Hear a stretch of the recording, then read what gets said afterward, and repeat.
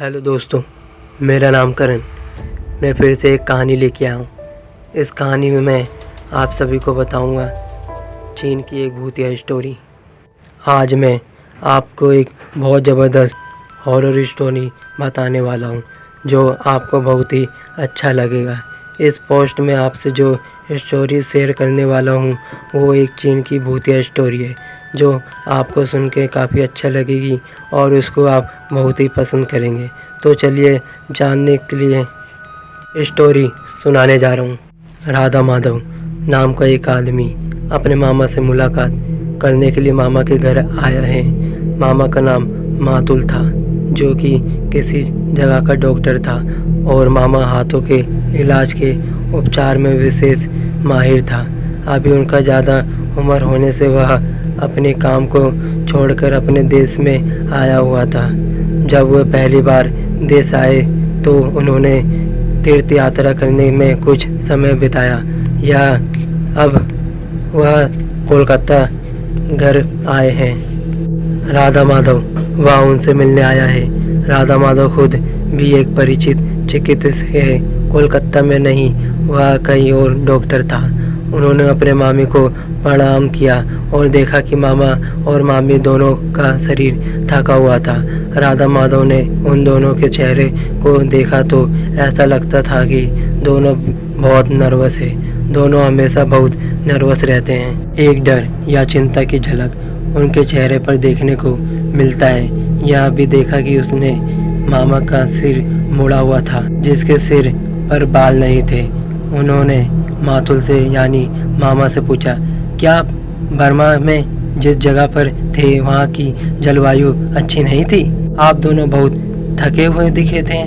ऐसा लगता है कि आपके शरीर पर कोई क्रोध है। तब मातुल मामा ने उत्तर दिया, हमारे शरीर में कोई क्रोध नहीं है। उनसे शब्दों को दबाने की कोशिश की।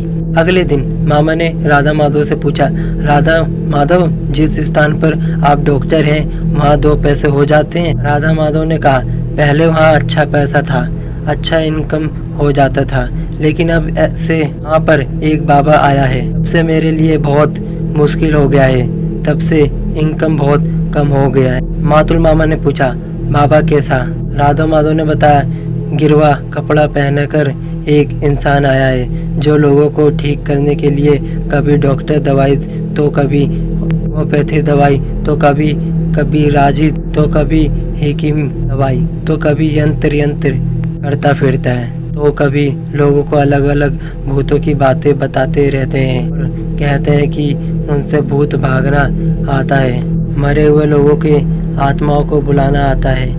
और जब से ये बाबा यहाँ पर आए हैं तब से मेरा इनकम कम हो गया है। मातुल बाबा ने पूछा, वहाँ इंसान जो भूत के बारे में बताते हैं वही सही है या गलत? राधा माधव ने बताया, पूरा गलत। भूत क्या है? भूत नाम की कोई चीज़ ही नहीं होता है। मातुल मामा ने कहा, अच्छा, अगर मैं आपको दिखाऊं? राधा माधव ने बताया, भूत देखने के लिए मैं रात में शमशान में बहुत टाइम गुजारा हूँ। 1-2 दिन नहीं, 3 साल तक मैं कोशिश किया। हर रात को मैं शमशान में रहता था लेकिन कभी भी मुझे भूत नहीं दिखाई दिया है। यह सब भूत की कहानी गलत है। भूत नाम से दुनिया में कोई चीज़ नहीं होता है। मातुल मामा ने पूछा, अगर मैं आपको भूत दिखाऊं तो? राधा माधव ने बताया, अगर ऐसा हुआ तो मैं सारी ज़िंदगी आपके आभारी रहूँगा। मुझे भूत प्रेत पर विश्वास नहीं है और अगर आपने मुझे भूत दिखा दिया तो यह मेरी गलतफहमी दूर हो जाएगा। मातुल मामा ने बताया, नहीं, तुम छोटे बच्चे हो इसलिए ऐसी बात कर रहे हो। जाने दो, नहीं तो आखिर में एक मुसीबत में पड़ जाऊँगा। राधा माधव माम को जोर जबरदस्ती करने लगा और कहने लगा, अगर आप मुझे भूत दिखा सकते हो तो दिखाओ, मैं आपको छोड़ूंगा नहीं जब तक आप मुझे भूत ना दिखाए तो। राधा माधव ने कहा, आपको डरने की कोई बात नहीं है, मुझे डर नहीं लगता, आप मुझे दिखाई। यह बात सुनने के बाद मातुल ने देखा कि यह भांजा छोड़ने वाला नहीं है तो मातुल मामा ने कहा, चलो मेरे साथ। उसके बाद राधा माधव को लेकर एक घर के पास जाकर घर का लॉक खोला। घर के अंदर जाकर देखा, घर की दीवार में लकड़ी से बना हुआ अलमारी है। इसके ऊपर बहुत सारे छोटे बड़े कांच के शीशी रखा हुआ है। कांच के शीशों के अंदर लोगों की एक बॉडी का पार्ट्स रखे हुए हैं। किसी कांच के अंदर किसी का आँख है, किसी कांच के अंदर किसी का हाथ है, किसी कांच के अंदर किसी का अंगूठा है। इस तरह से सभी कांच के अंदर मनुष्य की बॉडी पार्ट्स रखे हुए हैं। मातुल मामा ने राधा माधव को कहा, यह सभी पार्ट्स वो है जिनको मैं अपने हाथ में मरीजों के जिस्म से खुद काटा हूँ और उनके इन सभी शीशों में भरकर अच्छे से सुरक्षित रखा हूँ। इसके अलावा और भी कुछ पार्षद थे जो घर में आग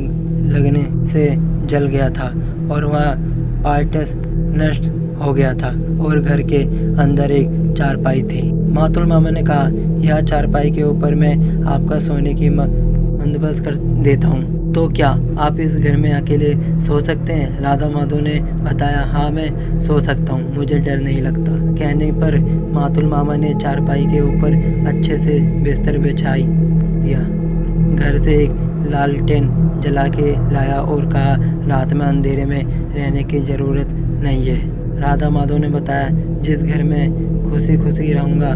मातुल मामा ने कहा, ठीक है, रात में तुम क्या देखोगे और क्या नहीं देखोगे वह बात कल सुबह ही करूँगी, कहकर मामा ने कहा, अगर ज़रूरत हो तो आवाज़ देना, और चले गए।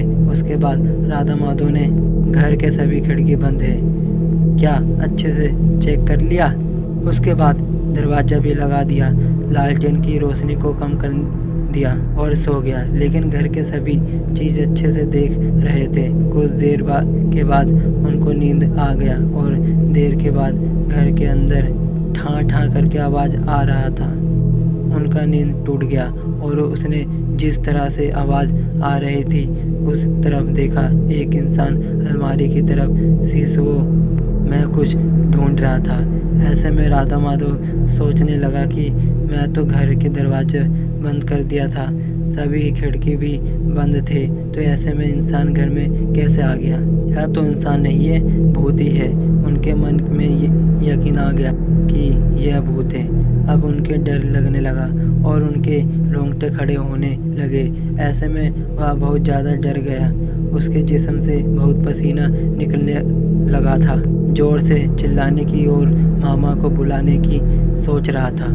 ऐसे में उन्हें याद आया, अगर मैं आवाज़ देता हूँ तो सभी मुझे डरपोक कहेंगे। इसलिए उन्होंने हिम्मत जुटाई और सोचा, चाहे कुछ भी हो जाए, मैं अगर मर भी जाऊँ तो मैं आवाज़ नहीं दूंगा। यह कहने के बाद अपने मन को शांत कराया और चुपचाप देखने लगा कि भूत क्या कर रहा है। भूत अलमारी में रखे सभी शीशों को एक एक करके देख रहा था। राधा माधव ने देखा कि उस भूत के सर पर कोई बाल नहीं था, उनका सिर मुड़ा हुआ था। यह देखकर राधा माधव को यकीन आ गया कि यह भूत इस देश का नहीं है, चीन का भूत है। भूत सभी अलमारियों में रखे शीशों को देख रहा था और उनमें से कुछ ढूंढ रहा था। ऐसे सभी में के चेहरे पर मायूसी दिखाई दिया और उनकी आंखों से आंसू टपकने लगा। इतने में भूत की तरफ राधा माधव नजर उठाकर देखा तो उनकी एक हाथ नहीं था, उसका एक हाथ कटे हुए थे। ऐसे में राधा माधव को बहुत डर लगने लगा। उनके लगा कि सूखने लगा गला। ऐसे में वह सोचा कि अब वह बच नहीं पाएगा, भूत उसका हाथ काट लेगा। ऐसे में वो आवाज़ देने की सोच रहे थे कि मैं थोड़ा ज़ोर से चिल्लाता हूँ ताकि मामा आकर मुझे बचाऊं, और इतने में वह भूत गायब हो गया। उसके बाद जान पे जान आई। उसके बाद उस रात में और कुछ नहीं हुआ। सुबह होने पर मामा उनसे मिलने आए। आकर देखा राधा माधव के चेहरा पूरा सूखा हुआ है, वह बहुत डरे हुए थे। मामा कहने लगा, आपके चेहरा देखकर मैं समझ सकता हूँ आपने रात में भूत देखे हैं। चलो कोई बात नहीं, आज दिन में इस घटना के बारे में पूरे विस्तार से आपको बताऊंगा। दोस्तों, इससे आगे की कहानी अगले पोस्ट पर बताऊंगा। आगे की कहानी और भी बहुत खतरनाक है। तो दोस्तों, मैं आपसे अलविदा लेता हूँ।